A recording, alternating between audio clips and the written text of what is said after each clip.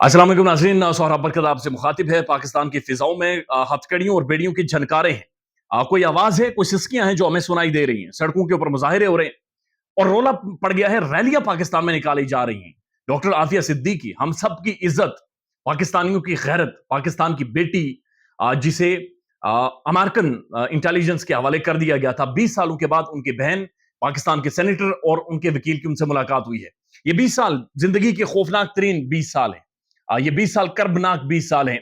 और डॉक्टर आफिया सिद्दीकी ने के साथ उनके उनकी बहन, उनके वकील और सेनेटर साहब की तकरीबन एक दफा 2.5 घंटे, फिर 3.5 घंटे उनसे मुलाकात हुई है। मेरी 2 दफा सेनेटर साहब से टेलीफोन पर बात हुई, एक दफा उनका इंटरव्यू किया और एक दफा वैसे ही ऑफ द रिकॉर्ड बात हुई। वो आपके सामने रख देते हैं। लेकिन सिराजुल हक साहब का एक स्टेटमेंट है जो वायरल है, कि उन्होंने कहा कि डॉक्टर आफिया सिद्दीकी ने 2010 में गालिबन अपनी वालदा को एक पैगाम भेजा था। और वो सेनेटर सिराजुल हक साहब कहते हैं, मैंने खुद सुना है, जहां पर आफिया ये कहती हैं कि मैं कयामत वाले दिन नबी करीम सल्लल्लाहु अलैहि वसल्लम के सामने मुकदमा रखूंगी कि पाकिस्तान के उन जमीन फरोशों ने, जमीर फरोशों ने, उन बहन फरोशों ने, उन बेटी फरोशों ने मुझे अमेरिकन इंटेलिजेंस के हवाले कर दिया। और उसके बाद डॉक्टर आफिया सिद्दीकी को वो लेकर गए और वहां पर जाकर अमेरिका में उनके ऊपर बाकायदा से मुकदमा चला। मुकदमा बुनियादी तौर पर यह था कि वो अलकायदा को सपोर्ट करती हैं। बैनुल अक़वामी यूनिवर्सिटी से पढ़कर आई थी, डॉक्टर हैं और इंतहाई गुड लुकिंग, खूबसूरत, उनके बड़े जबरदस्त बच्चे भी हैं। लेकिन बहरहाल इल्जामात लगे और इल्जामात लगने के बाद अमेरिका के अंदर उन्हें 86 साल की सजा दे दी गई। अलकायदा खत्म हो गई। 9/11 के बाद अमेरिका हार मानकर पिट्ठू उठाकर अफगानिस्तान से चला गया। लेकिन हमारी बेटी, हमारी बहन आज भी अमेरिकन उस गंदे तरीन नोटोरियस जेल के अंदर मौजूद है। डॉक्टर आफिया से 20 सालों के बाद जब उनकी बहन और सेनेटर साहब की मुलाकात हुई, तो सेनेटर साहब से मैंने पूछा कि जब पहली दफा आपकी नजर डॉक्टर आफिया पर पड़ी और उसने आपको देखा, तो क्या लम्हात थे, क्या तासुरात थे?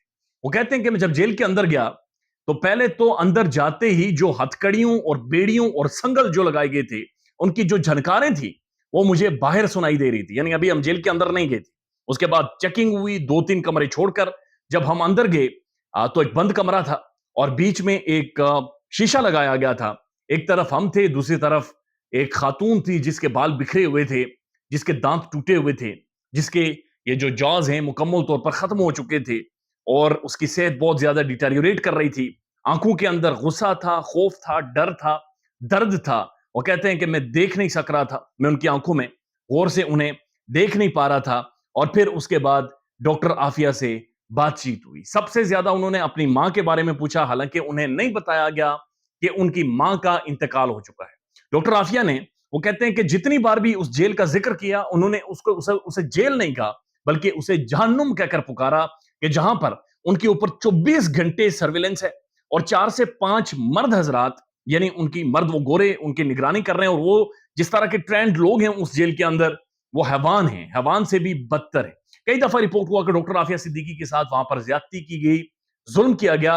और मैंने उनसे कैटेगोरिकल पूछा कि जो उनके दांत आप बता रहे हैं सामने वाले टूटे हुए थे, ये किस तरह टूटे? तो उन्होंने कहा कि रॉड मारकर, यानी वो जो पुलिस के पास रॉड होता है, वो मारकर उनके, डॉक्टर आफिया सिद्दीकी के दांत तोड़े गए, उनके साथ जुल्म किया गया, ज्यादती की गई। और हर तरह का जुल्म और ज्यादती उनके साथ वहां पर होता रहा है। मैंने उनसे पूछा कि डॉक्टर आफिया क्या महसूस करती है और उन्होंने क्या पैगाम दिया। उन्होंने कहा डॉक्टर आफिया का हाफजा बहुत ज्यादा मुतासिर हुआ है, यानी उनकी यादाश्त बहुत ज्यादा कम हो गई। वो बाजुकात चीजों को याद करती हैं और फिर भूल जाती हैं, बहुत सारी चीजों का जिक्र करती हैं फिर भूल जाती हैं। बार बार अपने बच्चों के बारे में पूछ रही थी कि मेरे बच्चे कैसे हैं, बड़े हो गए हैं, छोटे हैं, किसकी कैसी आते हैं, क्या करता है, वो कैसे खेलता है, कितने बजे वो सो जाते हैं, क्या वो खाना खाते हैं जो वो खाना ठीक होता है, क्या उस खाने के अंदर ऐसी चीजें होती हैं जिनसे उनकी ग्रोथ बढ़े। चूंकि डॉक्टर हैं, पढ़े लिखे हैं, अपने बच्चों के बारे में, यानी इस हालत में भी डॉक्टर आफिया सिद्दीका महसूस करती हैं और अपने बच्चों के बारे में उन्होंने बहुत सारे पैगामात भी भेजे हैं। सेनेटर साहब कहते हैं कि मैंने उनसे पूछा कि डॉक्टर साहब, आप, मेरा बेटा ये कह रहा था कि मैं कुक हूं और आपके लिए क्या खाने में बनाकर भेजूं।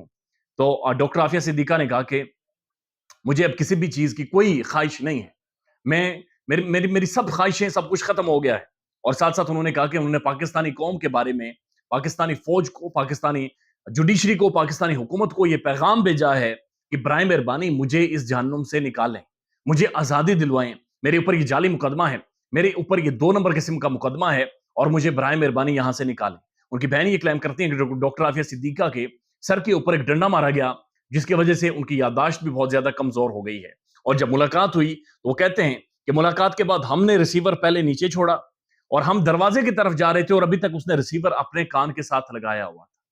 इमेजिन करें, 20 सालों के बाद जाकर جب انہیں بتایا گیا ہوگا کہ ڈاکٹر عافیہ صدیقی پاکستان سے کوئی شخصیات تم سے ملنے آئی ہیں، وہ پاکستان جس کے لیے وہ پڑھ کر دوسری دنیا سے ایک فرسٹ ورلڈ کنٹری سے واپس آئی تھی، اس نے کیا محسوس کیا ہوگا، کیا درد ہوا ہوگا، کیا کرب ہوا ہوگا؟ ہم سب آج دعا کرتے ہیں کہ اللہ تعالیٰ ڈاکٹر عافیہ صدیقہ کو واپس لے کر آئے۔ اگر وہ نہیں آئی تو ہم نہ تو قیامت والے دن کسی کو منہ دکھا سکیں گے، نہ اس دنیا میں کسی کو منہ دکھا سکیں گے۔ اور ڈاکٹر عافیہ کی بات شاید سچ ہے، ہم لوگ بہن فروش ہیں، ہم لوگ بیٹی فروش ہیں، ہمارے اندر اتنا دم ہی نہیں ہے، اتنی سخت ہی نہیں ہے، ہم امریکہ کے لیے جنگ لڑ سکتے ہیں اور امریکہ دنیا بھر کو لیکچرز دے سکتا ہے انسانی ہمدردی کے اور ساری چیزیں، لیکن ہم آواز نہیں اٹھا سکتے۔ ہم اپنی بہن بیٹی کے بولنے کے قابل بھی نہیں رہے، ہم اتنے زیادہ مردہ ضمیر، یا پھر آپ یوں کہہ لیجئے کہ شاید ہماری کمر میں اتنا دم ہی نہیں ہے، اگر بغیرت نہیں کہہ سکتے تو کوئی اور ورڈ ضرور استعمال کریں۔ خیال رکھیے گا اپنا، اللہ حافظ۔